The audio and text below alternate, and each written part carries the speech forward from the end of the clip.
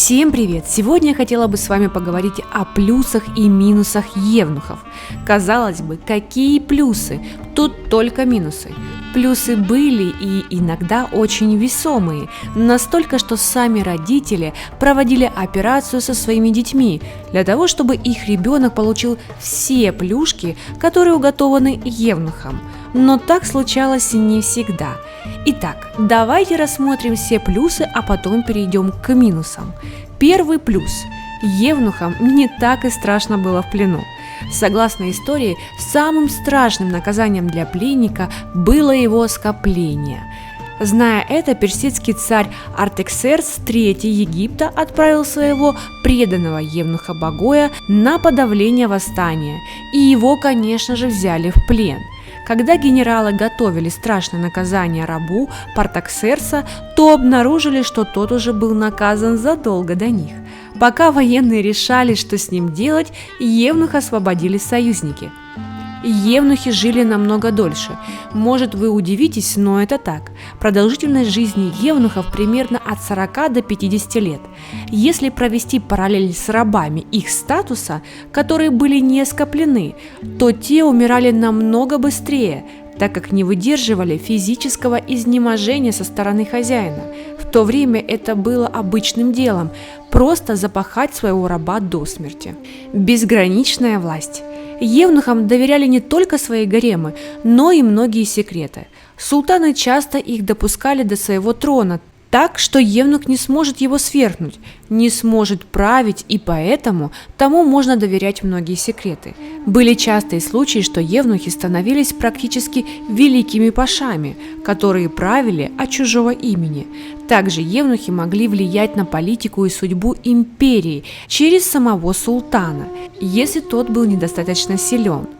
Были случаи, когда в 1617 году султан Ахмед I умер от тифа. Евнух Хаджи Мустафа сделал султана Мустафу I, но Мустафа стал сильно сопротивляться воле евнуха. Вот тогда тот его и сверг, посадил Османа II на престол и управлял от его имени целой империей. Евнухи могли заниматься любовью с женщинами. В Османской империи до 15 века практически все евнухи были оскоплены не полностью. Они могли заниматься любовью с женщинами, но очень сильно это скрывали. Когда это понял Мехмед II, когда увидел меренно кастрированного коня, который покрывал кобылу, после этого правила изменились. Нередко за евнуха выходили замуж не только женщины гарема, но и сестры султанов. Часто были случаи, когда девушки, которых выдали замуж из гарема, убегали от своих мужей к евнухам, признавая, что во всем евнух намного лучше в постели, чем их супруги. Найдено письмо евнуха. Он писал, что ему пришлось уйти из гарема, так как его желание к женщинам было настолько большим, что тот ощущал себя возбужденным быком. Он хотел трогать и целовать наложниц, которые даже и не думали прикрывать свою наготу перед ним. Евнух женился, его жена была верной супругой и получала большое удовольствие с ним в постели. Евнухи могли быть святыми или патриархами. В 325 году Никейский собор тому подтверждение. Были неоднократные случаи, когда евнухи становились патриархами. Их насчитывалось около 9 человек, хотя оскопление не приветствовалось, но к святым были причислены как минимум 5 евнухов. Если ты евнух, то ты можешь без проблем сплетничать и не париться, что тебя накажут. Давайте с вами вспомним Багоя, евнуха Артаксеркса III. Так вот, царь ему надоел, и тот отравил его, посадив на трон его сына Арсеса. Но и Арсес надоел вскоре евнуху, и тот его тоже убил, и всех его детей. Круто, ему ничего не сделали. Евнух решил посадить на трон Дария III. Он тоже начал надоедать евнуху, и тот хотел его отравить, как и других, но Дария был не тупой, судя по 2 его предшественникам, и заставил выпить отравленное вино самого евнуха, который вскоре отправился к царям, которых отравил. Были и другие случаи, когда евнухи убивали своих правителей, и им ничего и никто не делал, и более того, этим евнухам и дальше доверяли, и погибали от этого доверия. Парадокс, да и только. Минусы. Евнухам могли отрезать мужское достоинство. Конечно, полное скопление было редкостью. Чаще всего раздавливали семенники.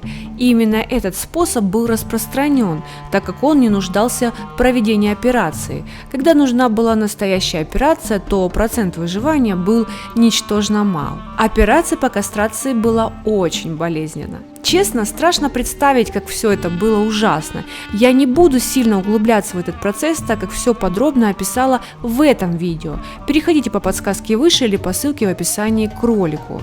Скажу лишь кратко, мальчикам до 8 лет отрезали мужское достоинство и закапывали в горячий песок для того, чтобы остановить кровотечение. Чаще всего мальчики погибали. Такие операции проводили рабам, военнопленным, заключенным.